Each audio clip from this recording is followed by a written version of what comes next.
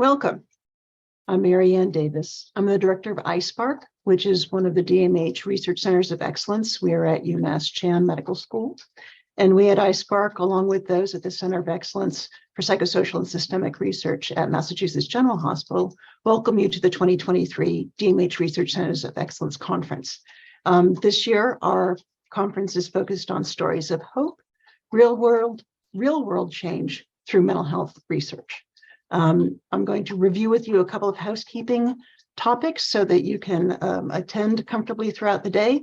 And then we will be very happy to have Commissioner Brooke Doyle provide some opening remarks. Okay, so before we begin, a quick review of features that are available to all of you who are attending. At the bottom of your Zoom screen, you should see a bar that looks like this. For your audio settings, if you select your speakers, you can adjust your volume there.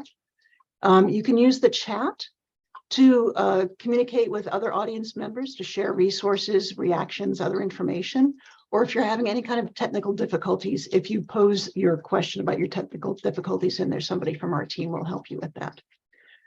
If you have questions for the presenters, if you would post them in the Q&A tab, and the presenters will either answer your questions during the presentation or possibly privately afterwards. And then if you need to leave the session, you can click on the red leave button and that will take you out of the webinar. Also, this webinar is being recorded, just so that you're aware. If you want to use closed caption, there are auto-generated captions available. The icon to enable them is in the control panel at the bottom of your Zoom window. And lastly, American Sign Language interpreters are available and will be automatically spotlighted by this webinar for the hosts for this webinar. And so without further ado, I'm briefly introducing somebody who doesn't need much introduction. Commissioner Brooke Doyle will be sharing some opening remarks with us today, for which we are very grateful.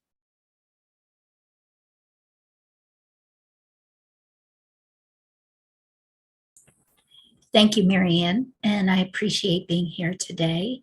I am very pleased to be able to join you again this year, and I know that as in previous years, you will take away a wealth of information and learn about some of the really important research activities that the teams have been up to, and it's especially important this year as we hear about these hopeful stories and bringing research into real practice. I appreciate all the work that went into preparing for today's conference and appreciate that I've also been offered the opportunity to share a bit of information about some important reforms that we've been working on throughout the Commonwealth. So I am going to start with that.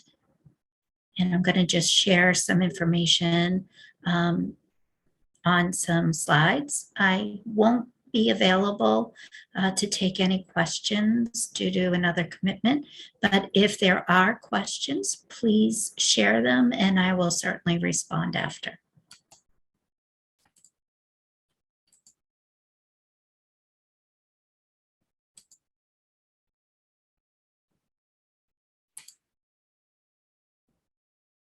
Okay, so we have been very busy here across the Commonwealth, standing up the roadmap reforms that I'm just going to very quickly go over with you today. For anyone who wasn't aware, on January 3rd, we went live with a 24/7 behavioral health helpline, and we also activated 25 community behavioral health centers. The helpline and the community behavioral health centers work together to create ease of access for scheduling for routine appointments, urgent care appointments, and also crisis evaluation if it's needed. The helpline can link directly with the CBHCs, and they have ability through live response 24/7 to take calls, texts, and chats. This is a rather busy slide, but it is a summary slide that shows you how it all works together. So we've made some changes to the structure that include payment reforms. The community behavioral health centers are paid with a bundled encounter payment, which makes it possible for the teams to respond to any members at any time with a full multidisciplinary team. As I mentioned, the community behavioral health centers are responsible for crisis intervention deployment, as well as operating a robust clinic and can provide urgent care. The helpline is a multi-channel access point with live response 24/7, 365 days. The team is a clinically trained team with licensed clinical backup. The clinical assessment and triage is to determine whether, with the caller, whether the caller's needs are either crisis related, meaning something that needs immediate response, and that crisis intervention services may be best matched for, or urgent or routine. And then based on the assessment and the triage, there's a warm handoff for the referral that's best matched. It is only if the caller is at imminent risk that a back channel response for urgent care through 911 would occur. Those imminent risks are evaluated, like I said, through the clinical triage. Every effort is made to avoid use of 911. And when it's needed, for example, community-based crisis intervention can also be deployed. In addition, there's a follow-up call. The follow-up call is for the caller to be able to share their experience, to make sure that the help that was requested was in fact best matched to meet their needs. And if it wasn't, we can try again. As I mentioned about the CBHCs, they have a multidisciplinary team and can provide everything from prescriber support, clinical support with a therapist or a nurse, or peer support through a certified peer specialist or a recovery coach. For the first time, we have broad-based addiction and mental health treatment through the same center. We wanted to make sure that we had the ability to meet co-occurring treatment needs in the same way across the whole system, which right now, today, there are some locations that can do a full comprehensive set of behavioral health treatment program responses and some that don't. This gives us consistent co-occurring treatment across all 25 behavioral health centers. In addition, as I mentioned, we have urgent care outside of the community behavioral health centers. These locations are available for Mass Health members, extended hours and weekends. These urgent care centers that are part of this broader response may or may not have contracts with commercial payers. The community behavioral health centers themselves are in process of navigating contracts. They are in network with all of the public plans and some commercial plans.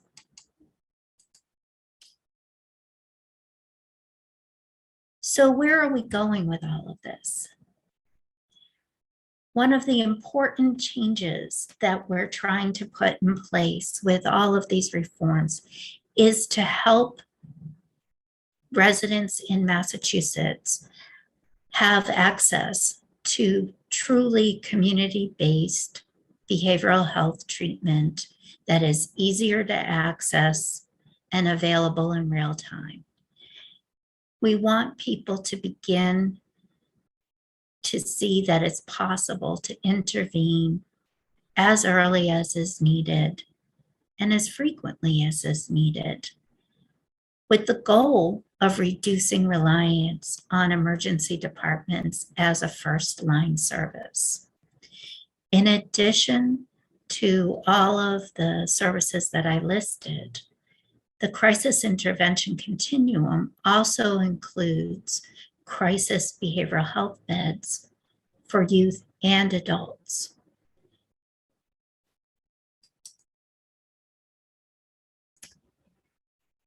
We are in the process of determining how we will establish some metrics to monitor the effectiveness of all of these reforms. They're all fairly new in activation, so these metrics aren't yet available. Right now, what we've been monitoring are more operational metrics to ensure that all of the services are fully operational. And then we will begin to roll in some additional metrics. This is just a quick snapshot to show you some of the ways that we're capturing some of the operational metrics. ACCS is the adult community clinical service. These are the clinical stabilization beds, and also youth.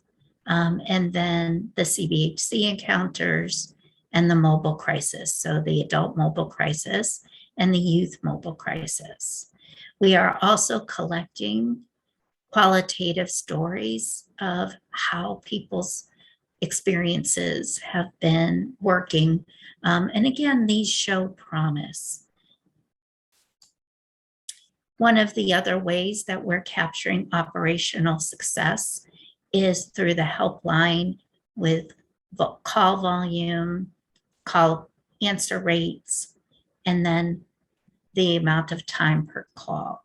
And one of the things I'd like to point out on this slide is that the most frequently requested service that people are asking for help to receive is routine outpatient mental health care, which is also an optimistic and promising result, because we wanted to have the helpline be a place to support people in getting as much earlier intervention as possible.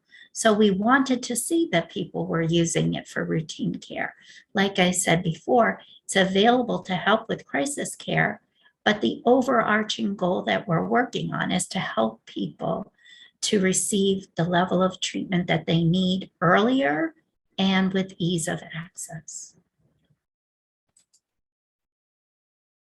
There will be a public campaign that will actually kick off this week. And the media campaign is multifaceted and designed to help spread the word. Even though we started these services in January, we held off on the media campaign to make sure that we were ready to handle the response. We wanted to make sure that the helpline and the CBHCs had a small window of time to get all of their service activation started and to have the operation work effectively. And I'm going to stop sharing there. Again, I appreciate the opportunity to share a little bit about what we've been putting in place to support people who are seeking help.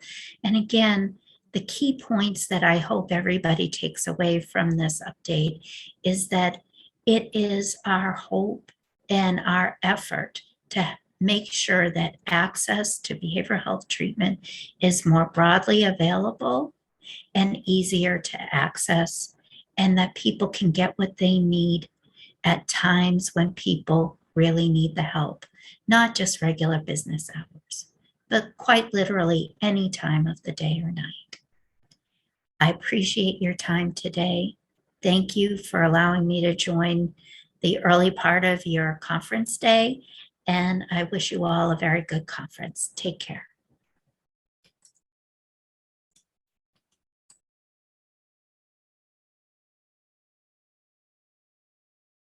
Thank you so much, Commissioner Doyle. We very, very much appreciated the overview. These are very exciting developments for the Commonwealth, and it's a wonderful launch for the rest of our DMH conference today.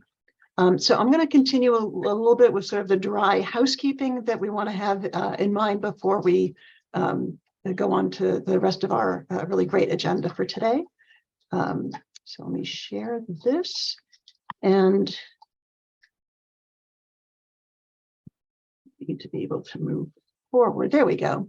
So just briefly, for those of you who are looking for continuing education credits, they're being offered for social workers, nurses, occupational therapists, psychologists, and licensed mental health counselors. To take advantage of this, you can email at this email here with any questions that you have. In order to receive them, you have to join the conference on Zoom with your full name. And if you cannot change your name in Zoom, please email D. Logan. You could potentially also contact D through the chat.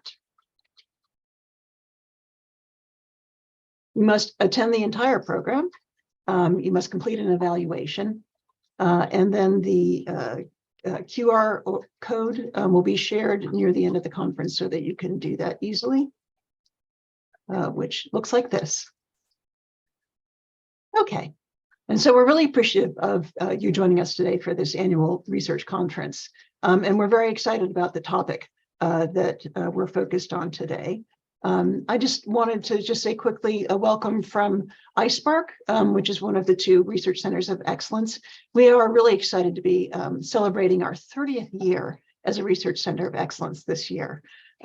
We have had a nice, long and extremely productive history working with DMH over the years, and have had a lot of, have been part of a lot of these research conferences over the years. And so we're very excited about this. And just a quick overview for those of you who are not familiar with our work. Our research focuses on those with mental health conditions and or substance use disorders, that our investigators focus on a variety of special populations, those involved with the justice system, transition age youth, folks who are deaf, perinatal women, and a variety of folks who are have marginalized identities. We do evidence-based programs, practices, service delivery areas of research, and screening and clinical decision-making, implementation research, as you can see that in the title of our center. We investigate promising practices and policies, and we look into populations' needs so that those services, interventions, and policies can be better suited to them. That research, just very quickly, is supported very strongly by our stakeholder engagement program. We have 3 stakeholder advisory boards that advise us more broadly.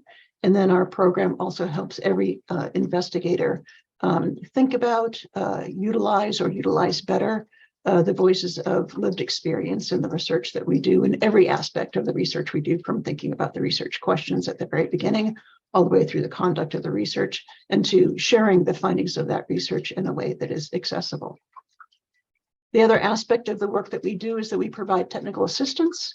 We do a lot with our communications team so that we're sharing our information in a way that can be digested readily and hopefully is appealing to folks who could benefit from the knowledge that comes out of our research. And then just lastly, for folks who are part of DMH, at the bottom of our website, you can see the address at the top. There is a Mass DMH Department of Mental Health button. for folks in the DMH workforce to request technical assistance from us, which is basically if you need some help that we might be able to help you with, click on that button, fill out a little form, and we will try to help you. Either we'll answer questions or connect you to resources, things along those lines. And so we're very excited to be moving forward to the rest of our agenda. And Cori Cather from the other Research Center of Excellence will be speaking now. Thank you so much, Maryann. So I want to tell you about our center a little bit and also thank the many people who make our work possible. We don't get many chances to do that, so please bear with me as I acknowledge a lot of people who've been an important part of this work. So the MGH Center was started 5 years ago with funding from the Massachusetts Department of Mental Health. The very funding of our center by DMH demonstrates the importance our state places on using science, evidence-based care, measurement-based care, and the voice of people with lived experience to inform the behavioral health agenda. These values contribute to our state being a leader in public and community psychiatry and infuse the work of our center. We really welcome this opportunity to come together with our colleagues from iSPARC to highlight current work being done in our center to improve access, quality of care in the public and community behavioral health care system, to amplify the voice of persons served, and to advance health equity, which is what we see as our primary mission.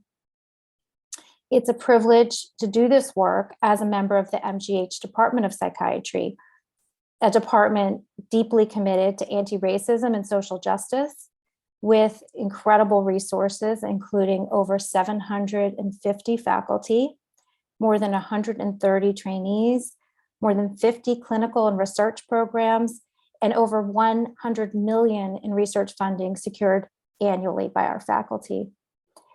The MGH Department of Psychiatry's long history of providing excellent care to adults, children, and adolescents is at the core of our mission and plays an incredibly important role in our training and research programs.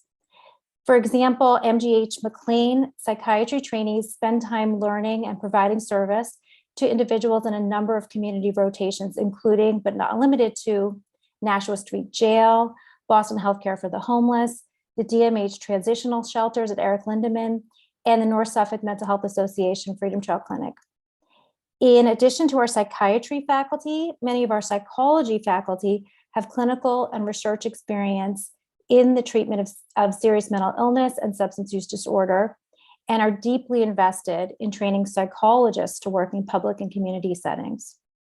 We are tremendously pleased to announce that we recently received funding from DMH to deepen our commitment to public and community psychology training. And in 2024, we will begin announcing positions for psychology interns and psychology postdocs who are committed to careers in public and community psychology. Let me just acknowledge, as I mentioned, some of the key people who make our work possible. First, the MGH Psychiatry Department, especially departmental leadership, including Lori Ball, Joy Rosen, and our chair, Dr. Maurizio Fava. The department has provided invaluable support, and without which really our work could not happen.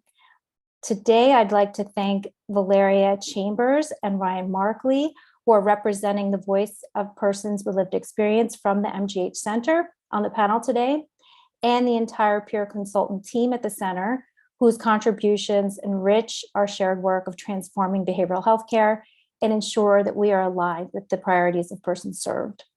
I am incredibly grateful to my wonderful colleagues who share in the leadership of the center, Dr. Freudenreich, Evans, Holt, Muser, Donovan, Whitman, and Karoglian, many of whom I have now had the amazing experience of working with for over 2 decades. I'd also like to thank our incredible team, research coordinators, our amazing graphic designer, our postdoctoral psychology trainees. These are the members of the next generation who will carry this work forward.